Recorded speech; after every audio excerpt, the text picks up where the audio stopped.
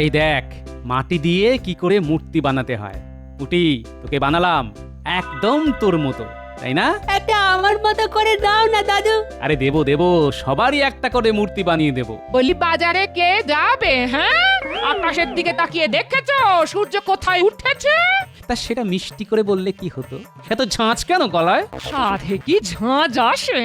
বড় দুঃখে আসে, দুঃখে। মাটির পুতুল নিয়ে বাচ্চাদের সঙ্গে খেলছো, আমি কি মানা করেছি? কিন্তু বাজারটা তো করতে হবে নাকি, নইলে সবার মুখে কি তুলে দেব? এই নাও তোমার মূর্তি। এই পুটি গুলটে, দেখ তো যদি দিদার মতো হয়েছে কিনা। হ্যাঁ গো, একেবারে দিদা। এই পুতুলটা দিদা তুমি কিন্তু ঘরে রেখে দিও। পুতুল নয় রে, মূর্তি।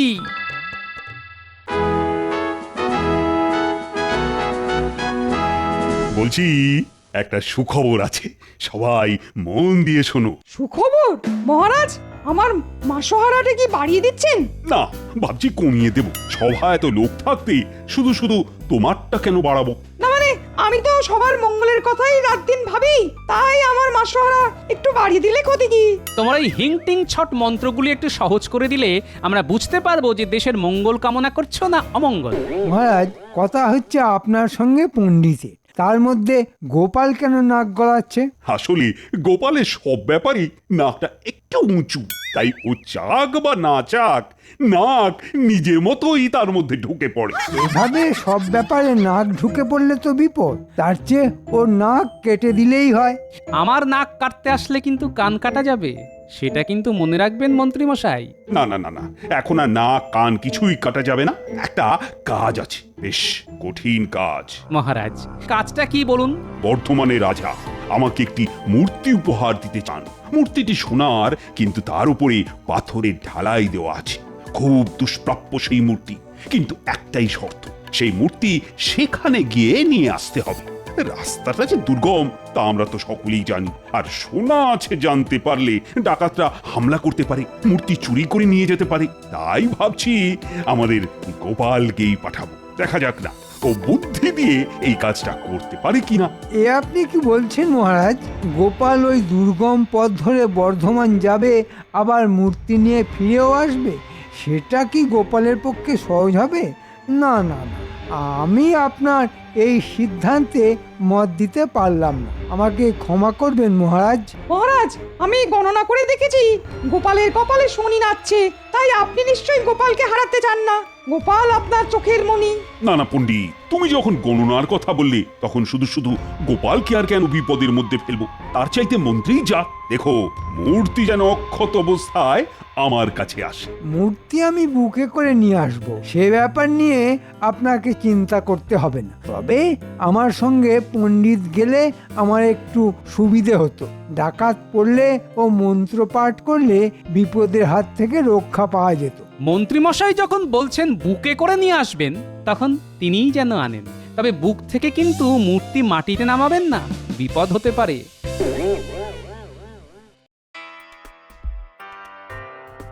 একটা পুতুল নিয়ে আসতে আপনি যাচ্ছেন? আচ্ছা, এটা কি মহারাজের ন্যায্য কাজ হলো? আপনি একটা রাজ্যের মন্ত্রী। না না না না না, এই কাজটা আপনি আমাদের দিতে পারতেন, তা না আপনি নিজেই যাচ্ছেন। তোদের পাঠাবো? আমি কি পাগল হয়ে গেছি? হ্যাঁ, ওটা পুতুল নয় রে, খাঁটি সোনার, উপরে পাথর ঢালাই করে সোনাটাকে লুকিয়ে রাখা আছে, বুঝলে? তা আমাদের কি করতে হবে? বর্ধমানের মহারাজ বাক্সের ভিতরে করে তাহেরপুর পর্যন্ত পৌঁছে দেবে, তারপর তার লেঠেনরা চলে যাবে, সেখান থেকে আমরা নিয়ে আসব। তারপর লিটলরা চলে গেলে ওই ভিতরের সোনার মূর্তি আমরা চুরি করে নিয়ে নেব। এই তো, এটা এমন কি কঠিন কাজ, খুব পারবো। তবে আমাদের যদিও সোনার উপর কোনো লোভ নেই, এই তাই মূর্তিটা আপনি নিয়ে নেবেন। তবে আগে আমাদের মোহরগুলো যদি দিয়ে দেন তবে ভালো হয়। মোহরের ওপর এত লোভ থাকা ভালো নয়, লোভে পাপ, পাপে মৃত্যু, বুঝেছিস? বিজ্ঞানী, তাহলে বিষয়টা বুঝতে পারলেন? তার বুঝবো না, ওই মূর্তি কি আর ভেবেছো মহারাজ হাতে পাবেন? কখনোই না। বিষয়টা নিয়ে খুব দুশ্চিন্তায় পড়েছি। তাহলে কি উপায় গোপাল? ব্যাটা আবার পণ্ডিতটাকেও সঙ্গে করে নিয়ে যাচ্ছে। ঘটনাচক্র খুব একটা সুবিধা ঠেকছে না গোপাল। আচ্ছা বিজ্ঞানী, এমন কোনো আঠা কি তৈরি করা যায় যা চামড়া আর পাথরকে জোড়া লাগাতে পারে, এমন ভাবে যা কখনো আলাদা করা যাবে না, চামড়া না কাটা পর্যন্ত? হ্যাঁ, সেটা সম্ভব। ওই গালা, গদ আর বেশ কিছু শিকড় বাকড় একসঙ্গে পেটে নিলে যে আঠা তৈরি হবে তার কোনোদিনও আলাদা করা যাবে না। সেখানে চামড়ার না কাটা পর্যন্ত আঠার হাত থেকে নিস্তার নেই। তা তোমার লাগবে? এই আঠা যদি তৈরি করে দিতে পারেন তো খুব ভালো হয়। তা এটা আবার কোনো কাজ নাকি? আমি আজ রাতেই তৈরি করে রাখবো, তুমি ভোরে এসে নিয়ে যেও। হ্যাঁ।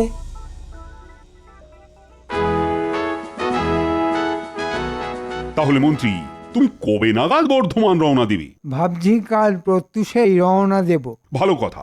আজ যে গোপালকে দেখছি না কেন, ওর আবার কিছু হয়নি তো? আপনার শুধু গোপাল গোপাল, আরে সে কি আর এ রাজ্যে আছে? মনের দুঃখে অন্য কোথাও চলে গেছে। কেন কেন কেন, সে অন্য রাজ্যে যাবে কেন? তার কি কোনো অসম্মান হয়েছে? না মানে আপনি ওকে মূর্তি আনতে পাঠাননি তো, সেই কারণেই মনে হয় বৈরাগী হয়ে গেছে। গোপাল যদি বৈরাগী হয়ে কোথাও চলে যায় তার জন্য তো মহারাজ দায়ী হতে পারে না।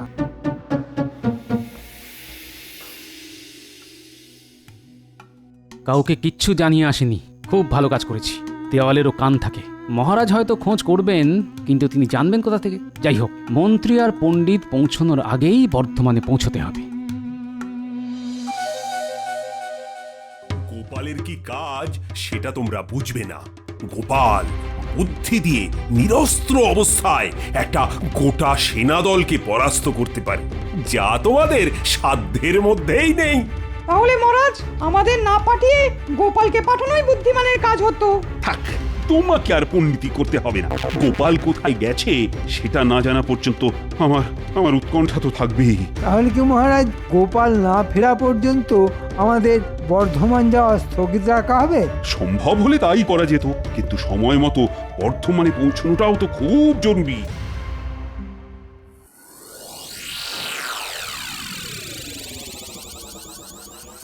ওরে উটি গুলটে ন্যাপলা, বলি একবার আয় তো। তোদের দাদু যে সকাল থেকে কোথায় গেছে তার কোনো খবর নেই রে। আমাদের ডাকছো কেন গো দিদা? বলি ডাকছি কি আর সাধে রে? তোর দাদু যে সেই শেষ রাতে কোথায় বেরিয়ে গেল, এখনো ফিরলো না তো। নিশ্চয়ই কোনো কাজে বেরিয়েছে, হয়তো মহারাজ কোথাও পাঠিয়েছেন। দাদু কাল বলছিল বিজ্ঞানীর বাড়ি গিয়েছিল কি একটা জরুরি কাজে। বলি জানা বাবা, বিজ্ঞানী মশাইকে একবার জিজ্ঞেস করে আয় তো তোদের দাদু কোথায় আছে তা জানেন কি না। হ্যাঁ, মনে হয় ওখান থেকেই খোঁজ পাওয়া যাবে। যা একটা আঠা গোপালকে বানিয়ে দিয়েছি না, একবার যা হাত দেবে তাকে আর সেই হাত খুলতে হবে না, কেটে তবে খুলতে পারবে। আরে তোমরা নিশ্চয়ই দাদু কোথায় গেছে জানতে এসেছো? হ্যাঁ বিজ্ঞানী মশাই। কোথায় গেছে তা আমি জানি, কিন্তু এই কথাটা তোমাদের বলা যাবে না। দিদাকে গিয়ে বলো যে তিনি খুব একটা জরুরি রাজকার্যে গেছেন, ফিরে আসতে দেরি হবে, তাকে চিন্তা করতে বারণ করো।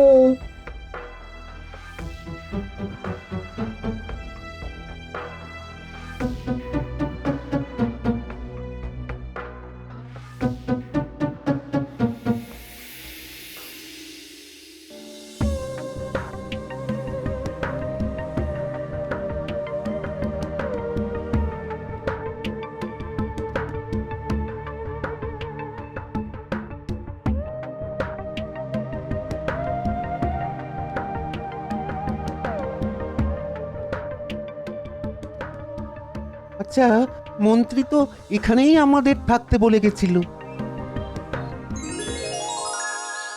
আয় আয়, একটু জিরিয়ে নেই বরং, আয়। আর জিরোনো ভাই, মোহরের বেলায় ঢং ঢং, অথচ সব খারাপ কাজই মন্ত্রী আমাদের দিয়েই করিয়ে নিচ্ছে। এটা কোনো কাজ হলো? একটা পুতুলের জন্য আমাদের এত দূর নিয়ে এলো। আহা, পুতুল না রে, পুতুল না, মূর্তি। ভিতরে নাকি অনেক সোনা আছে। শোনা না ঘন্টা আছে, থাকলে কি আর আমাদের পাঠাতো? বাটা নিজেই একা আসতো। তোর কি মাথা খারাপ হয়ে গেছে? পাথরের মূর্তি কেউ এত দূর একা আনতে পারতো, সঙ্গে আবার ওই পণ্ডিতকে এনেছে। বেটা নিজে নড়তে পারে না, বেটার ওই মাল টানার জন্যই আমাদের এনেছে, বুঝলি? তুই কি ভাবছিস মোহর না পেয়ে মাল টানবো? ওই সব পুতুল টুতুলে আমার কোনো উৎসাহ নেই। তবে একটা কথা ভাবছি বুঝলি, শুধু একটা পাথরের মূর্তির জন্য মন্ত্রী এতটা কঠিন কাজ নেবে কেন? নিশ্চয়ই কোনো কিছুর একটা লোভ আছে বুঝলি, সেটা তোর মাথায় আসছে না কেন বুঝতে পারছি না। এই কথাটা তো তুই ঠিক বলেছিস। তাহলে কি করব? এখানেই থাকবো তো, যদি কিছু পাই। এই এই একটা কথা বলি, যদি সোনা থাকে তাহলে তাহলে আমরা কেড়ে নেব। ওই মন্ত্রী কিন্তু আমাদের আটকাতে পারবে না, এই বলে দিলাম তোকে।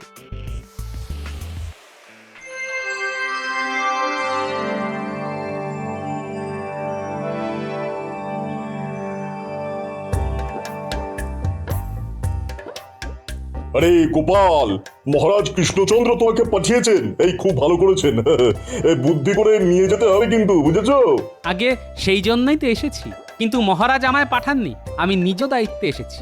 শুনেছি যে এই মূর্তি নাকি বহু বছরের প্রাচীন এবং এর মধ্যে সোনা আছে, তাই ভাবলাম নিজেই যাই, কাউকে বিশ্বাস করা তো খুব কঠিন। ঠিক কথাই বলছো, কিন্তু তোমাকে কৃষ্ণচন্দ্র না পাঠালে আমি তোমার হাতে এই অমূল্য মূর্তি দেবো কি করে? রাজামশাই, এই মূর্তি মহারাজের তরফ থেকে নিতে আসছেন আমাদের মন্ত্রী মশাই, সঙ্গে আবার এক পণ্ডিত। কিন্তু সত্যি বলতে কি, আমি এই দুজনের কাউকেই ঠিক বিশ্বাস করতে পারি না, তাই মূর্তিকে এমন ভাবে সুরক্ষিত রাখতে চাই যাতে চুরি না হয়। বেশ করেছো, এই তো চাই। আমাদের দেশের এই সব অমূল্য মূর্তি যদি চুরি হয়ে যায় তবে এই দেশের ঐতিহ্য নষ্ট হয়ে যাবে। বলো বলো, কিভাবে মূর্তি তুমি সুরক্ষিত রাখবে, বলো আমায়। রাজামশাই, সে ব্যাপারে কোনো প্রশ্ন করলে আমি খুব বিব্রত বোধ করব। আসলে খুব গোপনীয়তার মধ্যে এই কাজটা করতে চাই। শুধু দুই একটা অনুরোধ কি আপনি রাখবেন? রাখার মতো হলে নিশ্চয়ই রাখবো, বলো কি বলতে চাও। প্রথমত, আমি যে এসেছি সেটা আপনি কাউকে বলবেন না, বিশেষ করে মন্ত্রী আর পণ্ডিতকে। দ্বিতীয়ত, এক রাতের জন্য মূর্তি বিশ্বাস করে আমাকে দিতে হবে। খুব গোপনে আমি এই কাজটা করতে চাই, কেউ যেন সাক্ষী না থাকে। অন্য কেউ হলে আমি অনুমতি দিতাম না, কিন্তু তোমার কথা আলাদা, তাই ইচ্ছে করলে তোমার ঘরে এই মূর্তি তুমি নিয়ে যেতে পারো। আরেকটা অনুরোধ ছিল, মন্ত্রীকে এই মূর্তি হাতে দেবেন না, কোনো মাটির পাত্রে ঢাকা দিয়ে দেবেন, বলে দেবেন যেন রাস্তায় খুলে না দেখে। এটা বলে দিলে তো ওরা নিশ্চিত ভাবে খুলে দেখবেই। আমি তো সেটাই চাই মহারাজ।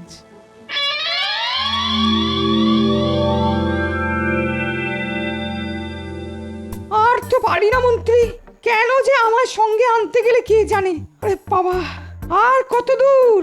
এই দুদিন তো প্রায় না খেয়েই আছি। এই তো এসে গেছি, আর কয়েক ঘন্টার পথ। আরে বাবা, তোমাকে কি সাধে এনেছি? নিশ্চয়ই কোনো কারণ আছে, তাই এনেছি। সময় আসলেই দেখতে পাবে, তোমার লাভ বই ক্ষতি কিছু হবে না, বুঝলে? সেটা আমি জানি, তোমার নিশ্চয়ই কোনো মতলব আছে। ঠিক আছে ঠিক আছে, আমার মাসোহারাটা একটু বাড়ানোর কথা মহারাজকে মনে করিয়ে দিও। তার আর দরকার পড়বে না, তোমাকে মহারাজ আর খুঁজেই পাবে না। তার মানে প্রাপ্তি আছে, তাই তো? হ্যাঁ, তা তো আছেই। গঙ্গা প্রাপ্তি কি আর কম কিছু পাওয়া?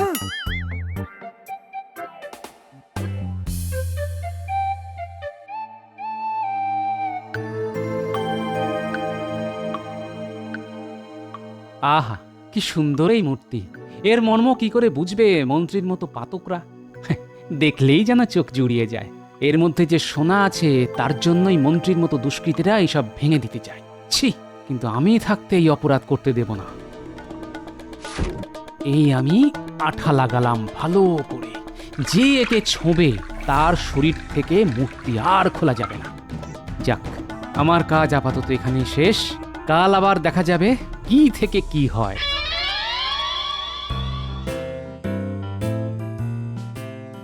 এই না মন্ত্রী, সেই অমূল্য মূর্তি।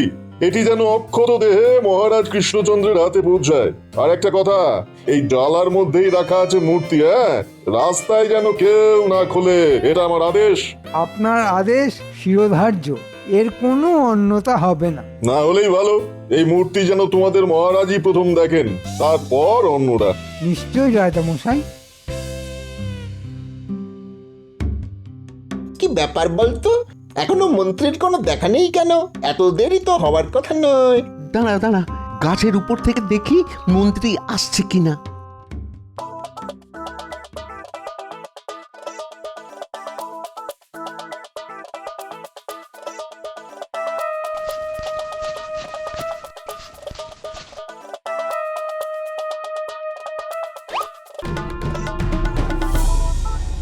আরে সমস্ত রাস্তাটা আমি এই জ্বালা নিয়ে যাব নাকি? তোমার শরীরে কি কোনো দয়া মায়া নেই? থাকলে কি আর তোমায় আনতাম? যে কাজে এসেছো সেটা ভালো করে করো, নইলে এই নির্জন জঙ্গলে তোমায় পুঁতে রেখে দেবো।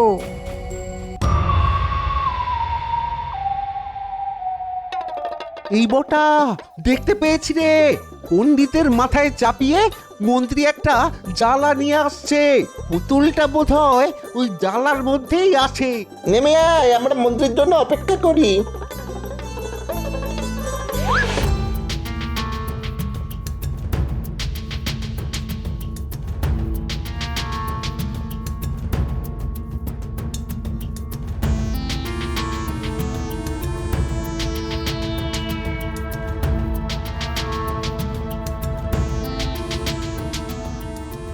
মন্ত্রী খুব তাড়াতাড়ি যাচ্ছে, নিশ্চয়ই ওখানে ওর দলবল অপেক্ষা করছে। না, আমি আস্তে আস্তে হাঁটি, নইলে ওটা দেখে ফেলবে।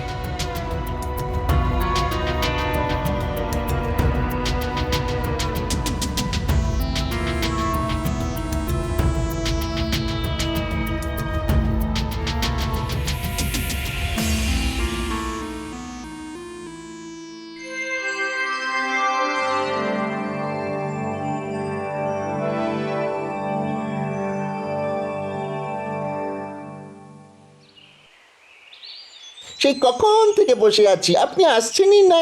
আমরা তো ভাবলাম বাঘেই হয়তো আপনাকে পকাত করে খেয়ে ফেলেছে। আরে বাঘে খাবে আমাকে? ভাবিস কি করে? হ্যাঁ, যাক, এবার তোরা দেখ আমি মাটির জ্বালাটা ভাঙি। এর মধ্যে এই মূর্তি আছে। মহারাজ যদিও বলেছিল আগে না দেখতে, কিন্তু যার মধ্যে সোনা আছে তা কি আর না দেখে পাওয়া যায় বল? হাতের এই লাঠিটা দিয়ে আগে হাঁড়ি ভাঙি, তারপর মূর্তিটা বাগাই, তারপর মূর্তি ভেঙে সোনা নিয়ে নেব। তাহলে মহারাজকে কি দেবে মন্ত্রী? কচু পোড়া। কষ্ট করে সোনার মূর্তি নিয়ে আসবো আমরা, আর মহারাজ সেটা দেখিয়ে বাহবা করবে। তা হতে দেব না। তাহলে আমাকে ভাগ দেবে তো? মুন্ডু দেব, তোমাকে মেরে ঠ্যাং ভেঙে এখানে ফেলে রেখে দেবো। মহারাজকে বলবো পণ্ডিতের ঠ্যাং ভেঙে ডাকাতরা মূর্তি নিয়ে পালিয়েছে। মহারাজকে বলে দিলে তোমায় আর বাঁচিয়ে রাখা হবে না। তুমি আমার সঙ্গে এই কাজ করতে পারলে? তোমার কি দয়া মায়া বলে কিছুই নেই? সোনার জন্য আমি নিজেকেও মেরে ফেলতে পারি।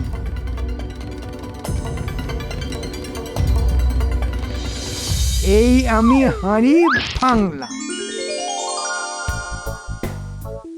এবার মূর্তিটা হাতে নিলাম।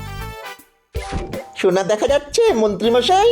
আরে এই পাথর না ভাঙলে সোনার দেখা পাবো কি করে রে গর্ধ? তাহলে ভেঙে ফেলি। এই নে মূর্তিটা, ভাঙ দেখি। আরে আপনি ছাড়ুন, নইলে নেব কি করে? ওরে গর্ধ, আমি তো ছেড়েই দিচ্ছি, তুই নিতে পারছিস না কেন? তোর গায়ে কি জোর কমে গেল? দাঁড়ান, আমি জোরে টানছি, আপনি ছেড়ে দেবেন। এই টান দিলাম। ওরে বাবা রে, ও ওরে বাবা, আমার হাতের চামড়া ছিঁড়ে যাচ্ছে রে। হ্যাঁ, কি হয়েছে বলতো? বুঝতে পারছি না। বটা, তোর ওই জোর কমে গেছে বুঝলি। এই দেখ, আমি ধরে টান মারছি, তোরা ছেড়ে দিবি। হ্যাঁ,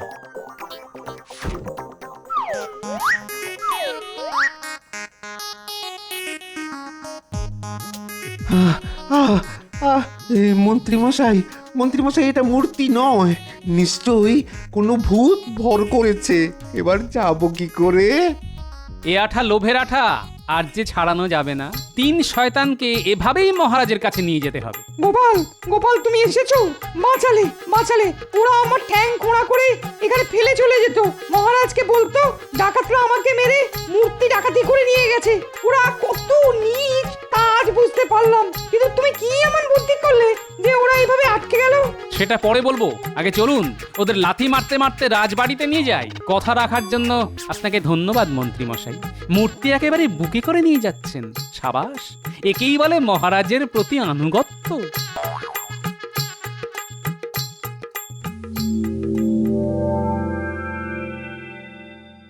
ওহ, এই অসাধ্য কাজটা তুমি কি করে করলে? সাবাস সাবাস গোপাল, তুমি আমার মান বাঁচালে। আমি কিছুই করিনি মহারাজ, যা করেছে বিজ্ঞানী। এমন আঠা তৈরি করেছে যে এই লোভের আঠা আর উঠবে না। তাহলে মূর্তি হাতে পাবো কি করে? আগে এই মূর্তিকে বিজ্ঞানীর দেওয়া ওষুধে স্নান করাতে হবে, তারপর মন্ত্রী আর সাগরেদদের চামড়া কেটে মূর্তি বার করতে হবে। কিন্তু এই কাজটা কে করবে? আপনি ভুলে যাবেন না, আমি নাপিত ছিলাম, ফোঁড়া কেটে আপনার নজরে এসেছিলাম। আমাকে অনুমতি দিলে এই কাজটা খুব আনন্দের সঙ্গেই করব মহারাজ।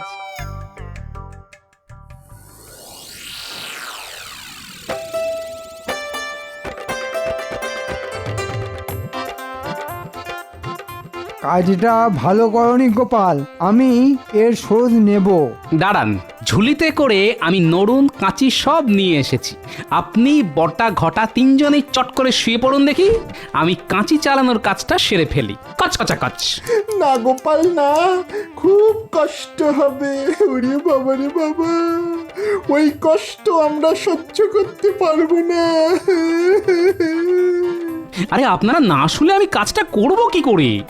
দাঁড়ান বলছি। কচ কচ কচ কচ কচ কচ কচ কচ কচ। তখনই বলেছিলাম বুকে করে আনবেন, আমি কি আর না বুঝে বলেছি? সোনা পেতে গেলে একটু কষ্ট তো করতেই হবে। সামান্য যন্ত্রণা সহ্য করতে না পারলে বড়লোক হবেন কি করে? আরে দাঁড়ান মন্ত্রী মশাই, দাঁড়ান। আরে বটা ঘটা দাঁড়া দাঁড়া দাঁড়া বলছি।